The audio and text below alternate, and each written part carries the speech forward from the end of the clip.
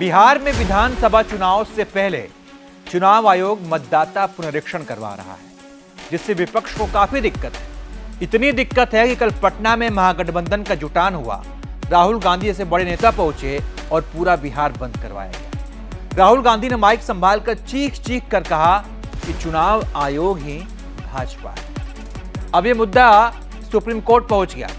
अलग अलग याचिकाकर्ताओं ने याचिका लगाई है कि चुनाव आयोग बड़ी जल्दी में मतदाता पुनरीक्षण करवा रहा है। इससे कई मतदाताओं के अधिकार छिन जाएंगे, कई लोग वोट नहीं डाल पाएंगे। तो इस मामले पर जस्टिस सुधांशु धूलिया और जस्टिस जॉय माल्या बागची की बेंच ने इसकी सुनवाई की। वहीं कपिल सिब्बल जैसे बड़े नेता, बड़े वकील, अभिषेक मनु सिंघवी जैसे बड़े नेता चुनाव आयोग के खिलाफ याचिकाकर्ताओं की तरफ से पैरवी कर रहे थे। वहीं चुनाव आयोग की तरफ से वकील राकेश द्विवेदी पक्ष रख रहे थे। कोर्ट ने चुनाव आयोग के काम पर रोक लगाने से मना कर दिया है, यानी कि जो चुनाव आयोग मतदाता पुनरीक्षण कर रहा है वो होता रहेगा। कोर्ट में क्या क्या हुआ, किसने क्या दलील दी, विस्तार से हम आपको इस वीडियो में बता रहे हैं। तो याचिकाकर्ताओं की ओर से वरिष्ठ वकील गोपाल शंकर नारायण ने कोर्ट में कहा कि कानून में वोटर लिस्ट को संशोधित करने का प्रावधान है और यह या तो सीमित हो सकता है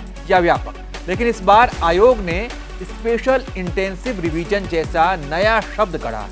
उन्होंने तर्क दिया कि 2003 में भी ऐसा ही हुआ था, लेकिन तब मतदाताओं की संख्या काफी कम थी। अब राज्य में 7 करोड़ से ज्यादा वोटर हैं और प्रक्रिया तेज गति से चलाई जा रही है, जो कई नागरिकों के अधिकार पर असर डाल सकती है। आयोग 11 दस्तावेज स्वीकार कर रहा है, लेकिन आधार कार्ड और वोटर आईडी जैसे अहम पहचान दस्तावेजों को मान्यता नहीं दी जा रही है।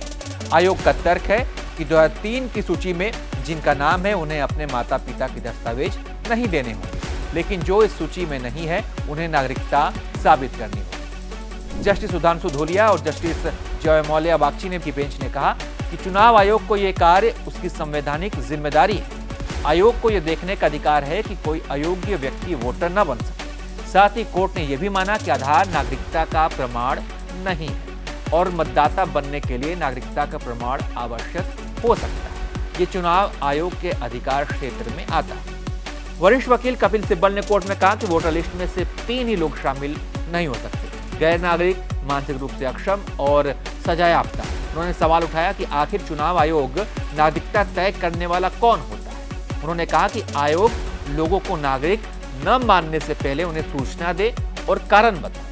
सिब्बल ने कहा कि भारत में सिर्फ 2% लोगों के पास पासपोर्ट और बहुत कम लोगों के पास सरकारी नौकरी या प्रमाण पत्र है। आयोग बर्थ सर्टिफिकेट और मनरेगा कार्ड जैसे दस्तावेजों को भी मान्यता नहीं दे रहा है, जिससे गरीब और वंचित तबके के लोग प्रभावित हो रहे हैं। अभिषेक मनु सिंघवी ने कहा कि जब 2003 में यह प्रक्रिया की गई थी तब चुनाव दूर था, लेकिन अब बिहार चुनाव बेहद नजदीक है। ऐसे में जून के अंत में SIR का आदेश देना उन लोगों को तैयारी का मौका नहीं देता।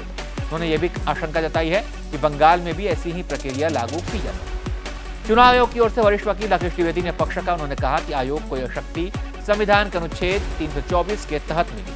आयोग केवल अपना काम कर रहा है और यह कहना गलत है कि हम बड़े पैमाने पर नाम हटाने जा रहे हैं। अभी प्रक्रिया चल रही है। लोगों को ड्राफ्ट लिस्ट के बाद आपत्ति दर्ज करने और सुनवाई का पूरा मौका दिया जाए। उन्होंने कोर्ट से कहा कि आयोग को अपनी प्रक्रिया पूरी करने दी जाए। उन्होंने कोर्ट में आश्वासन दिया कि किसी को बिना सुनवाई के लिस्ट से बाहर नहीं किया जाएगा। कुल मिलाकर कोर्ट ने सभी पक्षों को सुनने के बाद चुनाव आयोग की प्रक्रिया पर रोक लगाने से इनकार कर दिया है। मामले में अगली सुनवाई 28 जुलाई को होगी। तो इस पूरी रिपोर्ट पर आप क्या सोचते हैं?